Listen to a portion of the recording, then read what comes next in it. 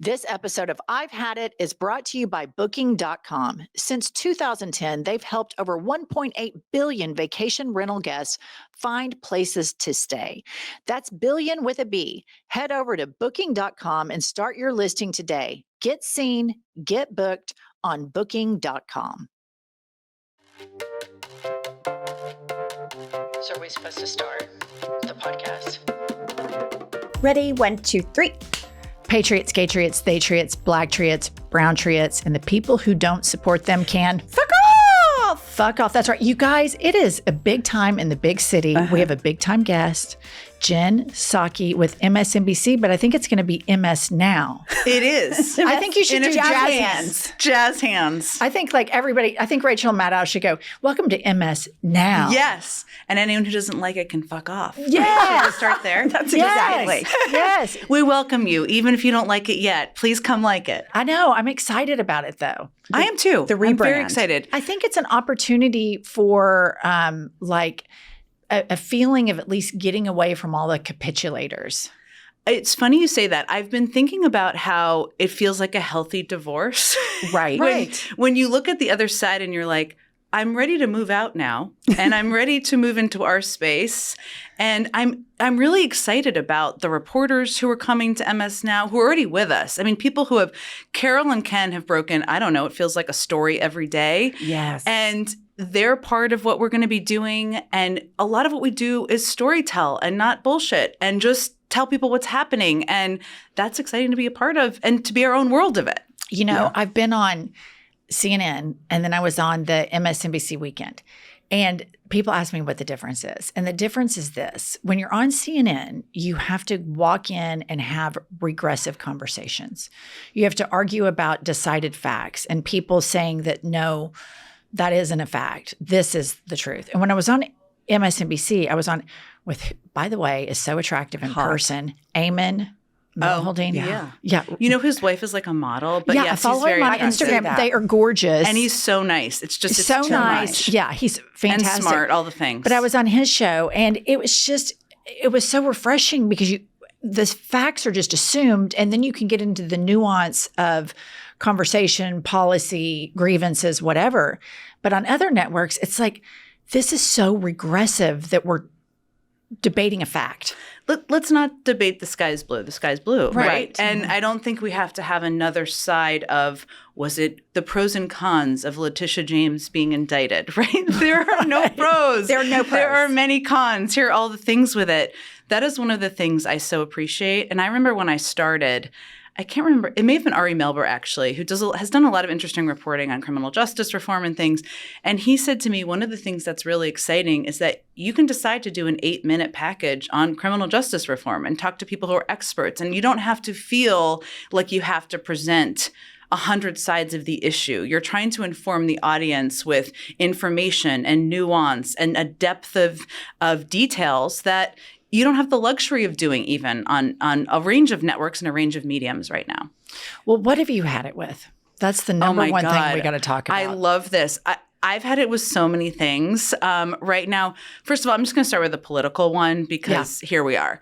I have had it with little Mike Johnson Cannot stand him. Taller John Thune. Don't forget to have had it with him, who pretend like they are powerless observers of the shutdown of anything you can do in Washington.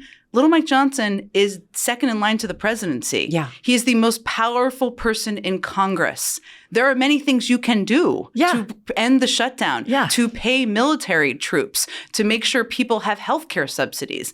And John Thune is walking around. He's a new addition to my I've Had It group. Is walking around like, I don't know. We've neglected him. Thank you for bringing that to our attention. Please add him. I have totally neglected him because his silence is really causing a lot of problems. Yeah, and he behaves as if, I guess we'll see what happens. You're the leader of the Senate. Have you ever seen this many emasculated men that are so terrified of so many things in your life? Can you imagine being a conservative and navigating a remote control? Jimmy Kimmel, Stephen Colbert, Bad Bunny, a Cracker Barrel commercial, Bad Bunny a drag queen, really... a gay person, a Black person, a Spanish-speaking person. I mean, these people are so terrified all the time, yet they want to talk about how masculine they are. And it's like, bitch, please. Bitch, please. That's the tell. Little dick energy on steroids. It's really, that is such a, because I feel like Donald Trump himself, just to go back to that guy, has like remember that game Battleship? We used to play. Yes. I loved it. He's got a game of Battleship and kind of little military figures that he's like moving around.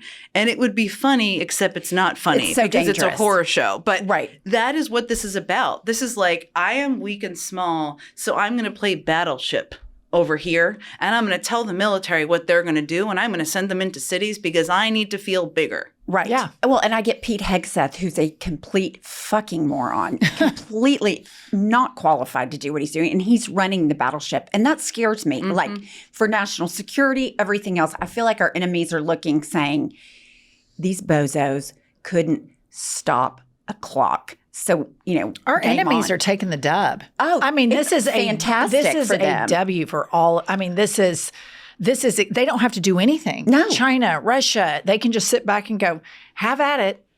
This is such a good point because, I spent a couple years with the State Department, and when you have foreign leaders come visit, and they do this in other capitals too, you get all this briefing materials of what is the coverage of them in their countries, what are their strengths, what are their weaknesses, what are their vulnerabilities. Imagine what that packet of information looks like for a briefing when somebody's going to meet with Trump. It's like, flatter him. Tell him he has he's big physically hands. looking good and his hands are big. Good golfer. Yeah, he's a great golfer. And what else do you say about him? And then maybe you'll get what you want from him. I mean, that's the kind of briefing they're getting. And I, Jay Johnson, who's the former Secretary of Homeland Security, made this point on my show last night, which is, it's like the United States usually, when you're traveling with Secretary of State or Secretary of Defense or the President, we're imperfect. We have a long history of being imperfect. But usually go to other countries and you say, if you don't improve your human rights, if you don't treat the media with respect, if you don't treat freedom of speech and expression with respect, we're going to have a conversation about the kind of, money we provide to you, right? You have these conversations. Now, how do we go into other countries and have conversations about how they treat the media, how they treat freedom of expression, how they treat the right to gather, all of these issues that we are now grappling with in our own country? What about the inverse of that? What about, we talk a lot about corporate capitulation, university capitulation, all of the Republican Congress, the national security guys. But what about our allies? Are they capitulating in a sense by going along when they meet with the United States of America, like the Jay Carney was in the Oval, and while they are piling on effusive praise to this malignant narcissist dictator, Trump, and we're not on the verge of an authoritarian takeover. We're right in the middle of it. Are our allies capitulating by kissing his ass and not saying, we're not going to do deals with you if you are denying people due process. You are on human rights watch lists. Right. Our relationship is different. So what do you think, having been at the State Department, about that look at it? I mean, it's very Neville Chamberlain-esque, in my opinion, of our allies to go along with this. Yeah, and you kind of want that Hugh Grant moment. Yes. Remember that Hugh Grant moment where he says, we are not a small country, we are whatever he says. I don't know yet. And I think they're making this calculation clearly in their own strategy meetings. Some of them just go flatter him and it will help us get what we want, right? Maybe we can get him back on board with being on the right side of the war in Ukraine, which is a crazy thing, but that's where we are. Maybe it will help him. It will help push him back from pushing all these tariffs. That hasn't worked yet in most regards, but I think they're calculating, if we can just flatter him a little bit, we'll treat him like they treat him like a child a bit, right? Does that work? I don't think we know yet, but that seems to be the calculation. Well, and people in his administration have really, like J.D. Vance, who we refer to as Lil Smokey, short for Smokey Eye Sociopath. So Lil Smokey has said some— It is a very smoky eye. It's so smoky. He said some very disparaging things about Europe. And of course, Elon Musk is with that far-right German party, and then he's meddling in UK politics. And it feels like there is this desire from dark forces. This is my theory, and you can tell me what you think about it. Like, Trump has the cult. He keeps it together. our allies and adversaries know how to flatter him, but also the people within the White House know how to flatter him. What are his number one things? Are his decorating and arts and crafts projects. He's building an arch. We've seen the Oval Office. He's got his ballroom. He's selling watches. He has his online thrift shop. Watches. The watches. And all of the people that work for him, like particularly when you get to Stephen Miller and then J.D. Vance, and then you just peel back who they're associated with. People that would never get into politics, that think they're better than that. Like I'm talking Peter Thiel and other oligarchs. And I feel like they are really trying to concentrate the power in the executive because biology is going to catch up with Trump. None of these guys can win a general election. The cult will completely fall apart. So they have to consolidate in the executive, go full tilt authoritarian so that Little Smokey can come in and execute this crazy plan that these weirdos, Peter Thiel and this guy named Curtis Yarvin have, that they have decided we no longer should have a democracy. I think the little Manchurian candidate, J.D. Vance, wants to be president more than anything else. I always wonder what's going on in the mind of his wife. Like, are you okay? Please blink 4 times. We'll come over here. We'll save you. And that he's willing to do anything to get there. And that your whole iteration you just outlined, I mean, he's scarier in certain ways. He's smarter. In some ways. And he's young. And ambitious. And agile in the sense that he is a chameleon who makes himself into whatever he thinks the audience wants to hear from him. Now, what's also true, though, is J.D. Vance is not – he's in some ways goodish on paper if you like what he believes in. I don't know. But I don't know that he can take the whole movement with him. No way. I don't think so either. There's no riz. It's got no riz, right? None. And he just is a little odd. And Totally. So Trump's odd in a different way. So I'm skeptical of that. So yeah, he's got to. I mean, everything going on right now, and I think we have to be very clear-eyed about this, is about trying to manipulate the public around elections. And so even pre-J.D. Vance ascension or attempt for J.D. Vance to ascend, we're looking at the midterm elections next year. And J.B. Pritzker's called this out. Gavin Newsom has called this out. These troops in the streets, these attempts to, manipulate the elections by doing these middle of the process redistricting. This is all about making it harder to participate in the process, making it harder for Democrats and for people who want to support these candidates, and even just people who want to check on the power of Trump to participate. That's what this is all about. So that's just the lead up to taking greater and greater and greater control, and even taking the military underneath his wing, taking the press, which they're completely reshaping the whole press room and who covers the president. All of this is consolidation of power and consolidation of information to the public. And that's what it's about, is maintaining power. And then you have Fox News that's got all the boomers that don't get on social media. Okay, so here's my we've been talking about this. The press corps that goes to those ridiculous propagandist press secretary, which I want to get to, but this is on this point. Is there going to be a time that the press says, we're not doing this. We are not covering this president or this press secretary because all they do is lie. And so you can have Peter Doocy, you can have, whoever the podcaster of the day is, Benny Johnson can get in there and just go for it. Is that something we can see? Because I don't see another avenue to getting the truth out unless there's like some type of pushback from the press, which we're seeing the Pentagon press do more than I've seen the White House press do. It's a very good question. Here's the challenge of that. If I would say Peter Doocy, bless his heart, is not as bad as Benny Johnson. This is the world we're living in. Like That's the ranked order of options. Is that if the Associated Press and the Washington Post and the New York Times and ABC News say, you know what, we're walking out of this White House briefing room, that's the best thing that could ever happen to Donald Trump and Caroline Leavitt, because that's what they're trying to reshape without saying they're doing it. And in that room, and this is what I find to be so challenging, is the things that are happening behind the scenes that you can't always see or know unless you've lived it. And I think this is true in law firms and the Department of Justice and places too. Is that in that briefing room, the Benny Johnsons of the world are slowly but surely taking over more and more of the questions in the briefing, right? And having a greater and greater presence in these press pools where you have a smaller group of reporters in the Oval Office. And sometimes Trump and a foreign leader will take 45 minutes of questions. And it's Benny Johnson and little Benny Johnson, whoever that may be. And yes, maybe there's one or two other real reporters, but the problem is they're taking up so much real estate. So if all of these other reporters leave, that's all the real estate. And then you know what we have? We have what the Kremlin press corps is. Right. Yep. And that's the challenge. So if you're these reporters, I don't know what the answer is and what you do. There's still very smart people in there. They're just getting overtaken in terms of space and real estate by people the White House selects to say things like, Donald Trump looks so good in his workout. What is his workout? That was literally a question one day. It's crazy. Yeah.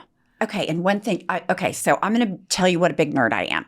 We're all nerds. It's a safe place. Yeah. So I get on social media, and then when I would get home after work, I would watch your press conferences when you worked for Biden. Oh my God. God bless you. Thank you. Just to see, like, okay, what's the real story before I got into the meat of it?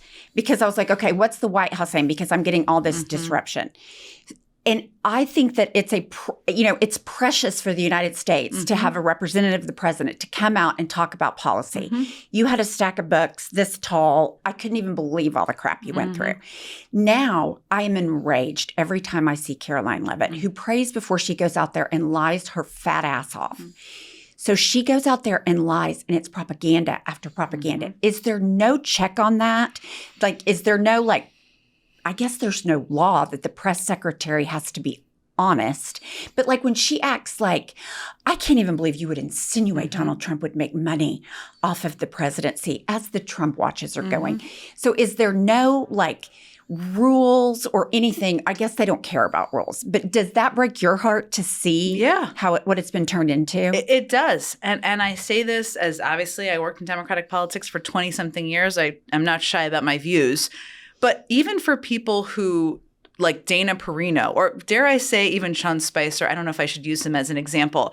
It's a very different briefing room now than it was then. Dana Perino is probably a better example of this, right?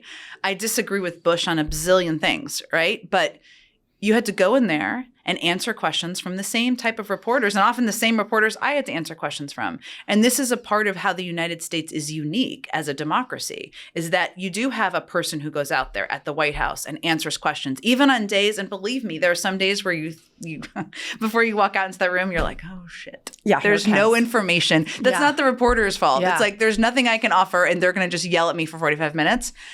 It's sad because there aren't so many people who've ever done that job. And what it feels like, it is diminishing the job. It is diminishing the role of the press secretary, the honor of being in that job, which is speaking on behalf of the United States of America, which sometimes it's edgy. A lot of times it's not. Sometimes it's, people think it's boring, but it's important. And this is really changing what it is and what the expectations are around it. And that is sad for the White House. It's sad for the institution. It's sad for anyone who's had that job. And it really takes it away as something that the American people can rely on as at least a source of information. This episode of I've Had It is brought to you by Booking.com. Pumps, I've got to say, if you're looking to grow your vacation rental business, this is the place to be. Booking.com is one of the most downloaded travel apps in the entire world, and for good reason. Since 2010, they've helped over 1.8 billion vacation rental guests find places to stay. That's billion with a B. But here's the thing. Most vacation rentals don't even realize they can list their properties on Booking.com. And if you're not on the platform, your rental is basically invisible to millions of Booking.com travelers worldwide. And nearly half of the hosts get their first booking within a week. So listener, if your vacation rental isn't listed on Booking.com, it could be invisible to millions of travelers searching the platform. Don't miss out on consistent bookings and global reach. Head over to Booking.com and start your listing today. Get seen. Get booked on Booking.com. Hey ladies, did you know that one of the most common complaints from women about their sexual health is a frustratingly low libido? Our sex drives can decline, but it's also treatable. Addie or flibanserin is FDA approved and has been clinically proven to increase sexual desire in certain premenopausal women who are bothered by a low libido. So, if you feel like you've lost your desire and you want to get it back, stop falling for the snake oils and ask your doctor today about Addie. Go to Addie.com. That's ADDYI.com. Use coupon code HADIT for $10 telemed appointments at Addie.com. Ask your doctor about Addie today. That's ADDYI.com. Use coupon code HADIT for $10 telemed appointment at Addie.com. Running a business on an old clunky phone system is like competing with one hand tied behind your back or running a race with just one leg. And every time you miss a call, that's money left on the table. Quo, formerly OpenPhone, is the modern alternative, built to help you work smarter, build stronger relationships, and never miss an opportunity, because that's what your business and your customers deserve. Forget juggling phones or using a landline. Quo works right from an app on your phone or computer. And Quo's not just a phone system, it's a smart system. Built-in AI logs calls, writes summaries, and even sets up next steps. And hey, can't answer the phone? Quo's AI agent can help. Qualifying leads, routing calls to the right person, and making sure no customer is ever left hanging. So start your free trial today. Plus, get 20% off your first 6 months at quo.com/hadit. That's spelled QUO.com/hadit. And if you already have a number, Quo will port it over for free. Quo, no missed calls, no missed customers. Fall is coming, and that makes it the perfect time to go to Quince and get your Mongolian cashmere sweaters. The Mongolian cashmere sweaters, premium denim that fits like a dream, and luxe outerwear you'll wear year after year. These are pieces that will turn into your fall uniform. I love my Mongolian sweaters. I got one last year and I loved it so much. It felt so good and the price was so good. I was able to get more colors. Quince partners directly with top-tier ethical factories and cuts out the middleman. They can deliver luxury quality pieces at half the price of similar brands. Find your fall staples at Quince. Go to quince.com/hadit for free shipping on your order and 365-day returns. Now available in Canada too.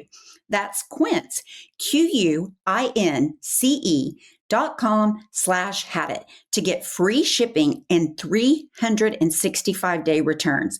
That's quince.com/hadit. One thing that I think he's really good at, Trump, and Republicans in general, is they are I don't know. I'm not sure. They are constantly promoting what they're doing. Mm-hmm. And Biden, in my opinion, he knew how to govern, loads of experience, knew how to reach across the aisle, knew how to get shit done. But there wasn't a lot of marketing that accompanied the successes that he had. And because everything has changed, and it's the really weird thing being a Democrat, because like when Obama was in office, we had all the young techie people and kind of controlled social media. Well, that narrative has really switched. And now I feel like we're the conservative party, not in the sense of our values, but in the sense that people are not progressing forward within the Democratic Party. They are sticking to the status quo, like I've never seen the party do. So in that regard, if we get to midterms and if we ever get a Democratic president, having been the press secretary, what do you think, and now what the American public is used to, obviously honesty is first, but don't you think the Dems need to razzle dazzle and perma-campaign their presidency, because now the public is primed for that? We can't just go back to, well, today the president did. I'm not saying you did that, but it's going to have to be more entertaining. Would you not agree? Totally. I mean, Democrats, God bless their hearts. Some are better than others, are holding on to, like, remember the running CD Discman? Yes. Right? yes. But not in a cool, vintage, ironic way, right? Yeah. It's still, it's interesting. When I started my job as the press secretary, well, actually, I'll go back a little before that. When Donald Trump won the first time, and we all thought Hillary Clinton was going to win, and we had binders ready for the people we knew who were working for Hillary Clinton, because I was Obama's communications director, and I was there at the time. We would have suggested them, they could have done what they wanted, to change all sorts of things about the briefing room, the way engagement with the press works, because it's been archaic for a very long time. And there's not enough thought put into what the thought should really be about is how do you reach the broad public out there that doesn't press refresh on whitehouse.gov. And that's key. That should be the guide, because the American public is your constituency. Mm-hmm. And the briefing room is only a part of it, of course. I know you're not just asking about that, but I think it's about rethinking the modes of communication, how you use your own platforms. Right. I mean, I love Joe Biden extremely deeply, which I know I don't have to say to both of you. He was never going to be a natural TikTok person, right? And there were reasons we didn't have TikTok because of national security concerns. Frankly, I think everybody running for president and who want to be leaders should have TikTok, or whatever the new iteration of it is. It's always evolving, and should really think about not, do I feel good because my written piece was in the Washington Post, which, by the way, nobody reads. I also think that all departments of government should have social media. 100%. I think that in order to, I think you've got to govern smart, govern honestly, and govern with style, and govern with an entertainment lens as well, because that is what our culture has become. Good, bad, or indifferent, you have to evolve to it. And the problem with Democrats, and the reason why I keep saying the word conservative, and I think I want to say more preservative. Yeah. They want to preserve these systems, is that shockingly, the conservatives that I thought were just crusty old white people have morphed into this young group of misogynists that really know how to navigate social media and the media landscape. And then we have the Democrats who are preserving. And the biggest problem for Democrats, for me, right now and in the past, is we operate under what I call assumption politics. We assume everybody's going to do the right thing. Such a good way of describing we assume nobody's going to vote for Trump. We're so hopeful. We assume that people know that Caroline Leavitt is lying. We assume that everybody knows that Antifa is not real. It is an idea. We assume these things.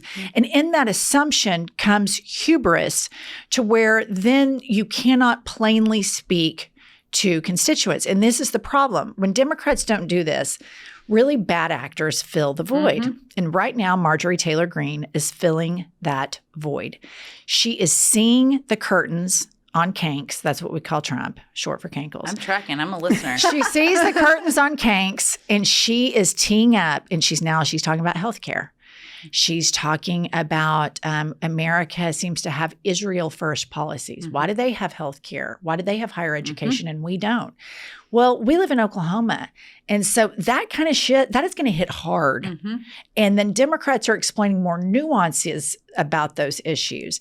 And Marjorie Taylor Greene, as she does all of this, she was on CNN last night, spitting facts, sounded like a normal fucking person.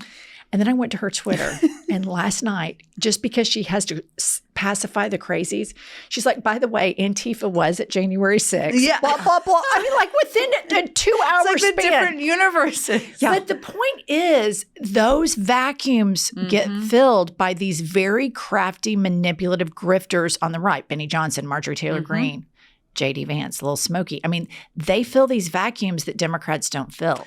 I 1,000% agree. And I think part of it, this is just a small part of it, but the preservation is such a good way of describing it. There's still this, what is presidential? What is governmental? What does a senator do? Get the fuck out of here. Who cares? Right. Like, it doesn't matter. You're trying to reach people. And guess what? Most people are not sitting on their couch wearing a suit watching you. So it's like people just have to become a little bit more relaxed, let go of the talking points, which it's funny because in part of my transition from being a communications person to being on television is we would have officials on, and I would finish an interview and I'd say, we can't have that person on again. They just... they like literally read a list of talking points, right? And there is a letting go and a being a little freer and not being so preservationist with how you talk about things, the words you use to talk about things. Just talk like a human being with a heart. That's it. You know, that's what Democrats care about. Right now, the government shutdown, they want to protect healthcare. That's it. They want to make sure you're not paying more for healthcare. That's the whole thing. So just talk about it like a human being. Stop being so overly formalized and strict with yourself about it. It's a really good example. We recently had Cory Booker on, and I asked him, do you think Benjamin Netanyahu is a war criminal? And he wouldn't answer it. And he filibustered after every answer. And after the interview, I thought— the ICC thinks he is. You could just say that. I said that. We did. But I thought, would Donald Trump ever fucking blink about just saying it? No. He would never fucking blink. And we're playing two different games here. We have these preservationist Democrats that are preserving the status quo, which left us to this moment. And let me just say, I like Cory Booker. His heart's in the right place. He's a fabulous senator. He's a good senator. He's a good voice for the Democratic Party. But we're at the stage in this authoritarian takeover where it's like, stop with the status quo. Stop with your donors. It has left all of us vulnerable. Everybody's hurting. The first Democrat that steps up, whether it's Hakeem Booker, and says, I'm not taking AIPAC anymore. I'm rolling up my sleeves. I'm going to fight for this country. Everybody would embrace and love that person immediately. You see it with like the Graham Plattner that's running. You see it with Zoran Mamdani here. People, that's what they liked about Trump. They thought, mistakenly, well, he's a billionaire. He can't get bought. Nobody can own him. I mean, but that's what he projected. And so I just am really worried about a lot of the Democrats still playing like, it feels like conservative politics now. The Democratic Party, the establishment feels conservative to me. And so now I'm like, I find myself going more left, like more leftist, because the Democratic Party, they just want to preserve all of the assumption politics and the bullshit answers. Of course, Benjamin Netanyahu's a war criminal. Fucking say it. For God's sake, Cory. You know, it just drove me crazy. Yeah. You know, it's interesting. I think some of it is just people in comfort in their own skin. I think Cory Booker is very comfortable in his own skin. It's totally. Very good. Yes. And that's he's a good super likable. He's super likable. And I think he's a good senator. I do. Very much. But sometimes I think it's a thinking too much about what you think. Agree. Right? And Barack Obama, I worked for him for 10 years. He used to say, not perfect, okay, but he was a pretty good president. No, and really he was good. Yeah. And he used to say, and he would give this advice now, I think, to people running for office. Start with what you think, right? Don't start with what the polling says. Don't start with what the talking points say that are given to you by the DNC or wherever it is. First of all, no offense to the DNC, burn the talking points in the ground, you know? Right. Start with what is your view? Personally, you're a leader, you're educated, you're informed, and just say that. And it sounds simple, but a lot of people don't do that. Graham Plattner is very interesting because I think he just says what he thinks. And people can't figure out him because they're like, how can he be somebody who says he can speak to Trump voters, but he also has these views? And I'm like, he just says what he thinks. Most people are not checking boxes on one particular line of views, right? Nobody you talk to at the bus stop or the hardware store is like, oh yeah, I meet all of those requirements. Right. They might have views that are slightly contradictory because that's human beings. And it's like simple advice, but to anyone who may run for president, all 147 of you, I hope you just start. Now's the time to sit in a room with people you trust and say, what do you think about this? Yeah. What do you think about Israel? What do you think about Ukraine? What do you think about any range of issues, Right. trans rights, all these things you're going to be asked about? What do you think? Then figure out how to talk about it. Yeah, I totally agree. I think that the reason that people like Trump is because he comes across as this plain-spoken person. And then I think people in America worship capitalism and worship wealth. But when you get to like the Graham Plattners, and even AOC has had triple Trumpers that also voted for her. Zoran is getting triple Trumpers that are also voting for him. I guarantee you Plattner will. I think what all of that is a pushback on corporate politicians. And when you get to Republicans and a lot of the Democrats that take a lot of corporate donations, for the person that gets up, goes and works, suffers to pay their health insurance, watches Wheel of Fortune, maybe hits Jesse Waters, maybe watches some porn, goes to sleep, rinse, repeat every day. They're looking for somebody who isn't beholden. I don't know that they particularly know how to articulate exactly what that is, but you can feel and see authenticity and you know it. And so when a politician cannot answer a yes or no question, like, do you think Benjamin Netanyahu is a war criminal? When he can't answer it, then you know he definitely thinks he's a war criminal. But he's caught up somewhere and compromised somewhere that he can't say it. And then you sniff that out. And then the stereotype that all politicians are the same, whether they're MAGA or liberal, then they all get chunked into that. And I think people on the coast, and I think people in the Democratic Party always, like, well, the polling shows this and then the polling shows that.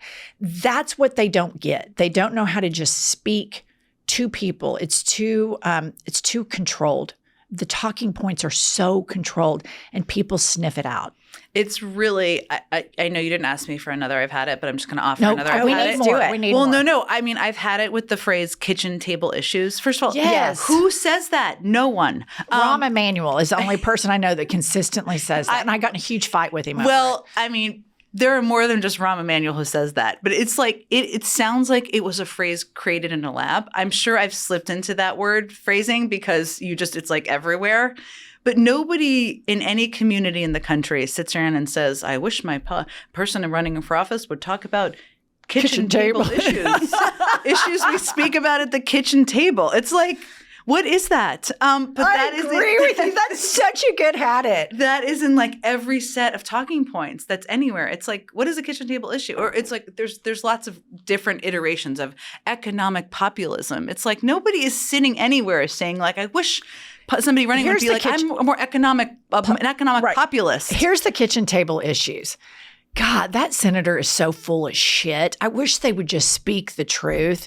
God, did they not get it? Of course they don't get it. That's more the kitchen table issues. Yeah. It's not like people are sitting around the kitchen table and talking about, here's our punch list. The grievances that Americans have, it is all linked to the affordability crisis and the fact that wages have gone up so high for 1%, 2%ers and have stagnated. I mean, it's basically everything that fucking Bernie said. Yes. Back when he ran against Hillary, and I voted for Hillary. But as a person that's watched this idiot fucking moron win twice, I go back to Bernie's message. And he was spot on. That was something that was really penetrating to all parts of people, affordability. And the way that we do capitalism in this country is simply not sustainable. It needs to be regulated. Wages need to go up. A more FDR style way to preserve capitalism with a much larger social safety net. And I just think the kitchen table issues right now are people are sniffing out bullshit. And they're sick of scripted politicians. Totally. I mean, yeah, it's the Bernie message. And this is, I think, one of my epiphanies post-election when I was going through my own therapy session, as we all were. It's like why I did even a podcast myself was like, I don't know what the hell just happened. But is that the Democratic Party was not talking to a huge swath of the public that didn't feel heard about their struggles with affordability, with the cost of everything. And it's the cost of living, it's the cost of housing, it's the cost of healthcare, it's the cost of everything. Nate Cohn, sorry, I'm going to pick on him for a second. I'm not going to apologize. I don't care. Wrote this piece the other day about how Democrats are fighting an old battle about healthcare. I'm like, I'm sorry. Is the healthcare system perfect and it's affordable for everybody? Because it's not, right? Right. And it is. So it's just, some of this is just, it's a little bit discussions in a lab that are not about real discussions people are having. And some of the terminology used falls into that category too. Listener, the hot book of the summer. Oops, I have it the wrong way. Take two. Listener, the hot book of the summer is now the cool book of the fall. It is, in Trump's America, I can tell you with absolute certainty, the best book that has ever been written. And believe me, a lot of people are talking about it. Everybody's talking about it. Everybody's talking about it. It took us one day to write it. Because we're on day one. Because we took a cognitive test and it was book, write, done. All right. Anyway, please buy our book. It's a great way to support us. It is a really fun read for the fall. Curl up with your pumpkin spice lattes and just enjoy living the American dream in dipshit Trump's America.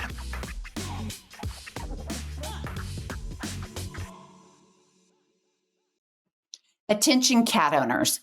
If your cat could talk, they would tell you they need a litter upgrade. And that is why we are so happy to have Pretty Litter as a sponsor. Pretty Litter helps monitor your cat's health, testing acidity and alkalinity levels and the visible presence of blood in your cat's urine.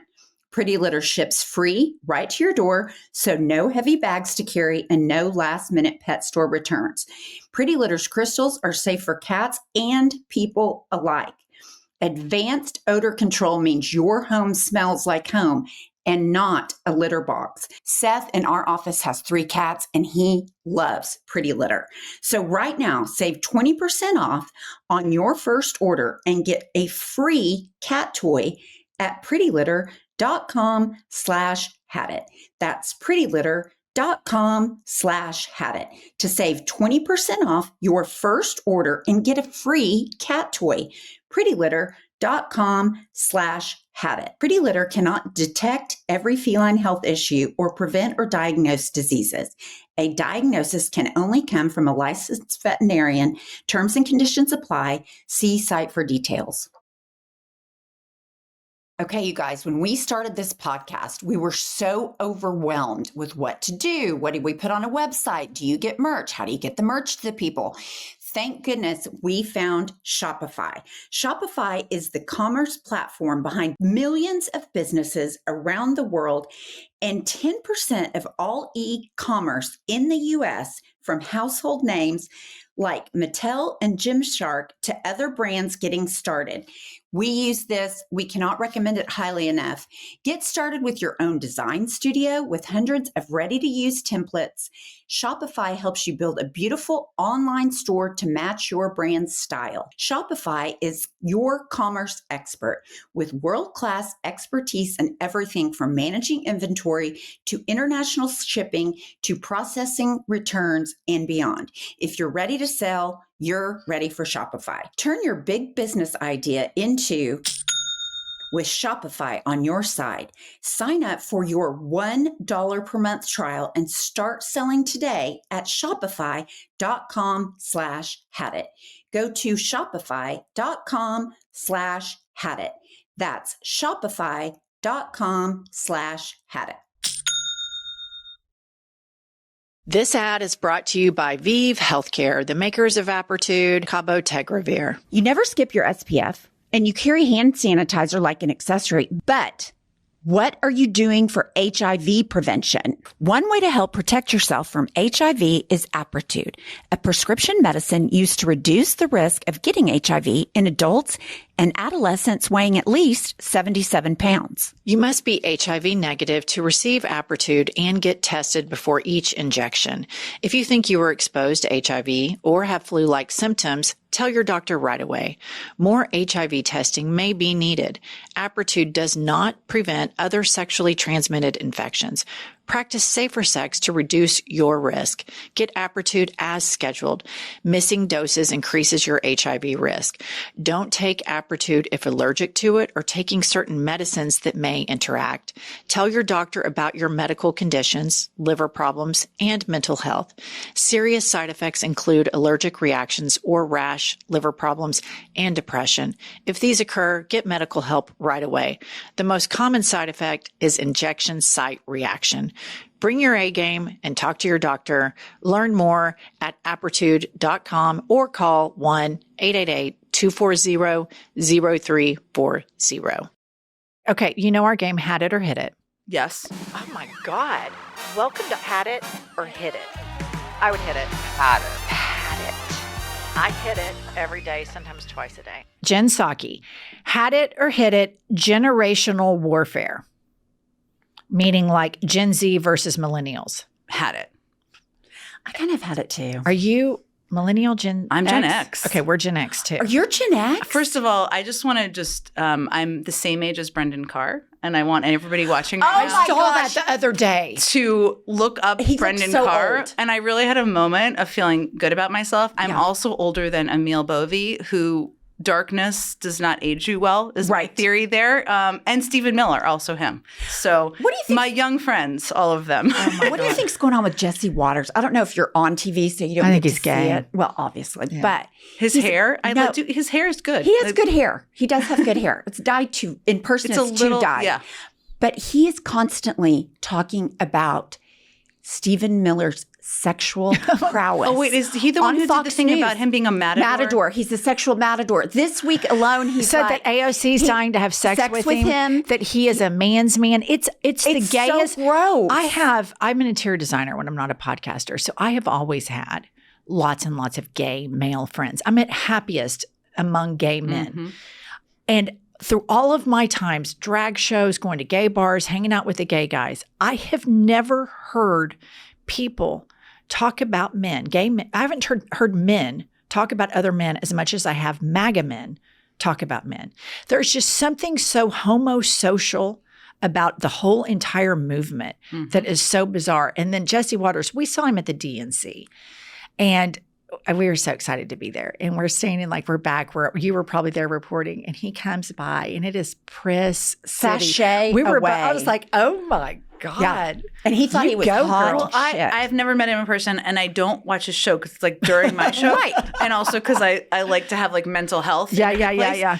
But this is, broadly speaking, this is like a sadness I feel. If I can have some empathy for a lot of people who feel so embedded into the conservative GOP world, it's like they can't be themselves, right? It is. Yes. It's sad. Part of it. Typically, I'm sad about it if people are doing that in a passive way. Yeah. If somebody lives in a red town or red city and they were raised religiously and they live a double life but in a very passive way. Yeah. I have the most empathy for that Yeah. than I can even. But these people are mean snakes. These people And are living secret lives, These maybe. We people don't know. are during the Grindr day.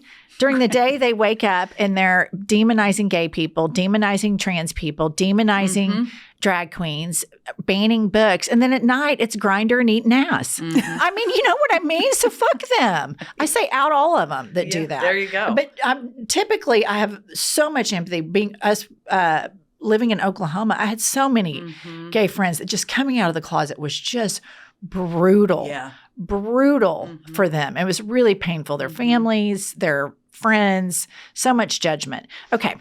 Had it or hit it, TikTok dances. Had it. I can't dance, so it's Me neither. And I always say when we just hired a wonderful new social media person, I'm like, I'll do anything, but nobody wants to see me dance. right. Nobody wants to see me in a makeup chair, particularly. You know, it's like I'm just going to nerd out, and if people want to watch it, great. And otherwise, kind of had it. Some of them are funny. I mean, some of them, when people make it funny, like they're kind of in on the joke. Of it. That's funny. But yeah, I've otherwise had it. Okay. Had it or hit it, Harvard. Had it. Had it. Yeah. Don't care. Yeah. I don't care. You have a huge endowment. Yes. I don't love, of course, Trump and others attacking institutions, but I've had it. They gave the up. Story. They gave up. Yeah. Okay. Had it or hit it, Bad Bunny. Oh, hit it. Yeah, me too. I'm obsessed with this story. Did you see, because we talked about Little Mike Johnson a little bit, which I just always call him because We call him Moses, Moses. Mike. Okay. Because, he said God woke him up in the middle of the night and said, hey, little guy, wake up. You're Moses. So we call him Moses. So there's that. So someone asked him, did you see this? Someone asked him about Bad Bunny at the Super Bowl the other day, a couple days ago. And he said, I just don't think it's a good idea. And the reporter said, why not? And he said, I don't think he has a very big following. And I'd prefer someone like, wait for it, Lee Greenwood. I about fell over dead when I heard that. Okay, Jen Psaki, It's my favorite thing that's happened this week, This perhaps. is what makes me want to get this microphone and bang it over a Democrat's head and go, it is a fucking layup. All the cool people are Democrats. All the cool celebrities are Democrats. Take this thing, what Moses Mike did and just fucking run his pipsqueak ass through the meat grinder. But it just gets lost. And I think that we're at such a disadvantage because I've been reading a lot about how organized and funded the right wing off of Fox News, the network of all of you've seen that diagram with the bubbles. Yep. That's all funded by billionaires. And they send these right-wingers, little young right-wingers, free of charge through the social media school that they pay for, and they get them ready. So if a Democrat messed up like that, they would disseminate it through the right wing, all of those. And this is off of Fox even, and it just would get ripped on TikTok. It would find algorithms and everything. And the Democrats just do not have that structure at all. And they've taken for granted mainstream media, which now a lot of it is so compromised. I mean, like that Bari Weiss or whatever, she's taken over CBS. I mean, it's just crazy. It's so true. I mean, Kara Swisher? She's love her. She's the best. Always says what's on her mind. It's the greatest, and her podcast is great. That Democrats don't support Democrats who are who are progressive leaning, what have you, who have platforms, don't support each other. Really, don't support each other on platforms by having each other on the different platforms, by lifting up the work of each other's platforms. So there's that. And the other piece is, I remember a couple months ago, it's all the space-time continuum is a little confusing, where there was this story that was so scandalous about how kind of an outside group was paying creators to create content for the Democrats. Chorus or something like that. Whatever it is. And I'm like, it was a little clunky and messy, but I'm like, you know what? I hope there are billionaire Democratic donors who are going to pay some creators to create content, not in a way that should be repeating the DNC talking points but should be freewheeling. You 22-year-old who are really good at talking about healthcare in a personal way, but don't have the means to do it and expand what you're doing. Let's fund you and give you money so you can do it. I think that's a good thing. And that doesn't exist as much on the Democratic side either. Yeah. And I hope it does over the coming years. Yeah, I agree. Somebody asked us, I think we were interviewed by The Guardian, and this gal came to Oklahoma City and she asked what we thought about that because everybody was so mad about it. And I go, I'm not super mad about that. Like, I don't see if they are shilling 100% for the preservation politics that drive me crazy about Democrats. That's not effective anyway. Right. It's about strategy. Right. I oppose that. But in general, like, I see every other left-leaning or pro-democracy, let me even say that, podcast or YouTube channel, not as a competitor, but as an ally. And when you think about, like, when you go to suburbs, when you see all of the chain restaurants, they're all put there together on purpose because everybody goes there to that one area to eat. Their cars just kind of start driving there. The same thing with all of us on this side. The more of us and the more we collaborate, the better. I see no one as a competitor and everyone as an ally. That's from Ben Meiselas to Hassan Piker. Like, we have to have a huge, gigantic tent.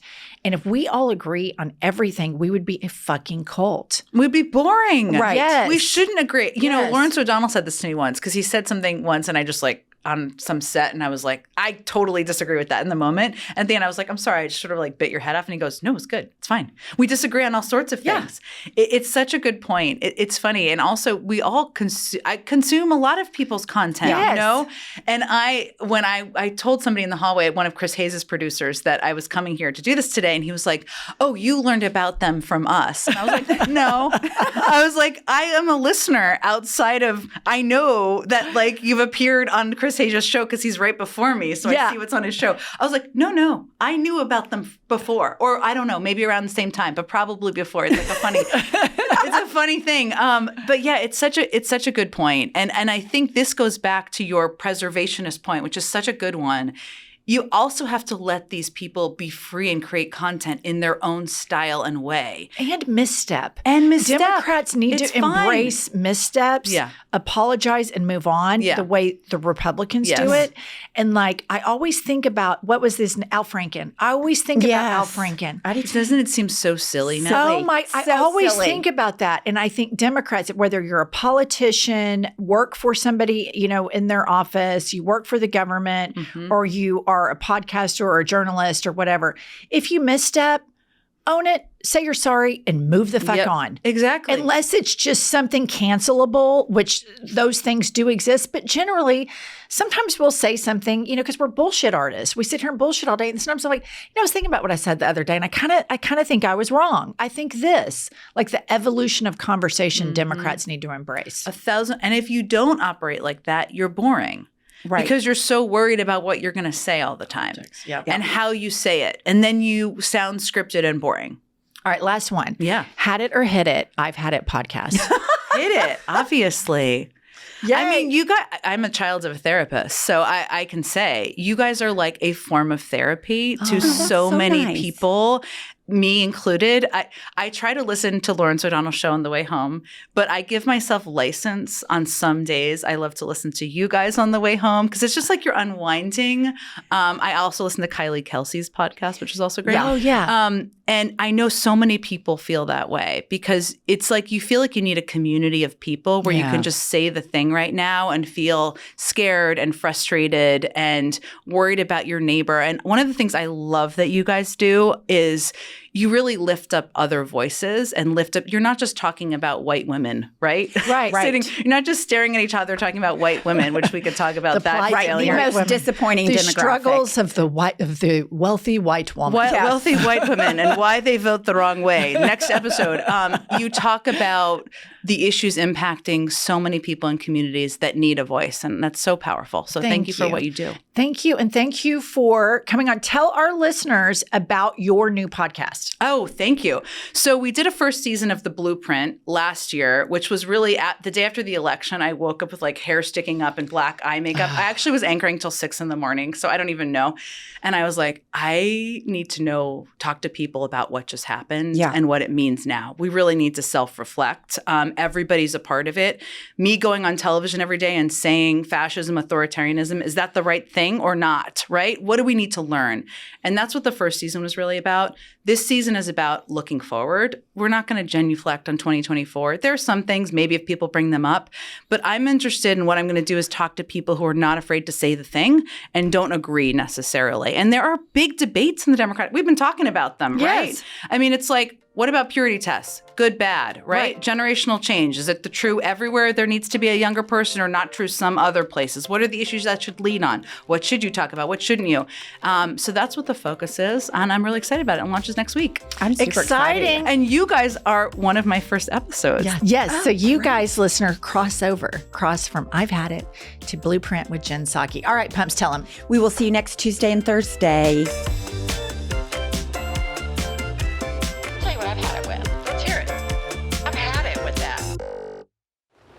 Listen up, patriots, gaytriots, and natriots. We have a new podcast that has dropped. It's called iHip News. It's Monday through Friday, every day, 15 to 20-minute hot takes on the political landscape of the United States of America, always served with a side of petty grievances. We are on all the available platforms, Apple, Spotify, Google, whatever you get your podcasts, and YouTube. Please go rate, subscribe, and review so that we will chart upwards with America's greatest legal mind. Pumps, what does an eagle say? Caw-caw. A little bit more enthusiasm. Caw-caw. That's it. That's caw-caw. That's the patriotism that this country needs right there.